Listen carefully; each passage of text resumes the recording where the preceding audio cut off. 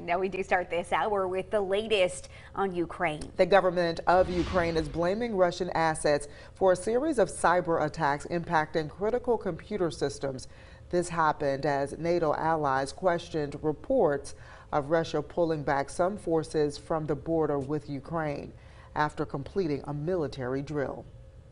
And we've also seen firsthand the impacts of cyber attacks right here in Virginia. Now, including the Colonial Pipeline. It was targeted by ransomware attacks last year. You may remember it forced offline. It was offline for days, and that led to short supplies of gas along parts of the East Coast. So joining us now to take a closer look at the impact of cyber attacks is Dr. Aaron Brantley, Associate Professor in the Department of Political Science at Virginia Tech. Good morning to you.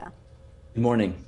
So Aaron, I understand that you've actually lived in Ukraine and worked in research at the Army's Cyber Institute. So now that we've seen these reports of Ukraine's government and financial system coming under attack, can you tell us what other vulnerabilities that Ukraine may face in cyberspace?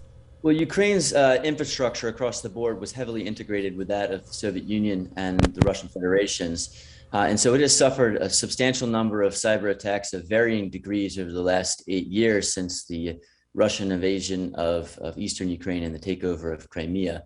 It suffered power outages, attacks against its banking and financial systems. It suffered attacks against its transportation grid. And these recent attacks against its banking system and its military and government websites is just the latest in a string of cyber attacks that have been occurring for the past 8 years.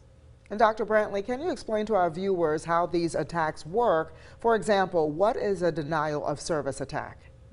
A denial of service attack is where an attacker takes control of a large number of subservient computers in what is called a botnet. And these computers then begin to attack by sending large amounts of traffic to a target system, such as a web server that might host a website or a banking system. And they can take those systems offline by essentially overflowing them with the amount of traffic that they send. The equivalent would be attaching a fire hose to your home plumbing system. Wow. So, seeing these attacks in other countries certainly makes you think about what's happening here at home or what could happen here at home. And we've seen how vulnerable already in the last year. So can you tell us what work may be being done right now to protect American infrastructure from any of these types of attacks? Yeah, so there's a bunch of different organizations in the United States working on a daily basis to protect the U.S. infrastructure, including U.S. Cyber Command with its subservient commands underneath of the Army, Navy, and Air Force and Marine Corps. They work on a posture called Defend Forward, where they're trying to consistently address attacks that might come to the United States before they get here. There's also the CISA organization under the Department of Homeland Security that has a bunch of sub-organizations and U.S. certs that are designed to protect and help remediate attacks against U.S. critical infrastructure, such as the Colonial Pipeline hack that was mentioned earlier. And Dr. Brantley, let's get back to Ukraine for just a second. Some analysts are calling this cyber attack a prelude to the ground invasions by Russian troops. What are your thoughts about that? I think it's a little bit too early to make that claim. I think that what we've seen is a large number of cyber attacks over a period of 8 years, and this is just another in a string. There are still heightened hostilities in Ukraine and on the border, and it's anybody's guess what the one person who has the keys to that decision is going to do, and that's Vladimir Putin.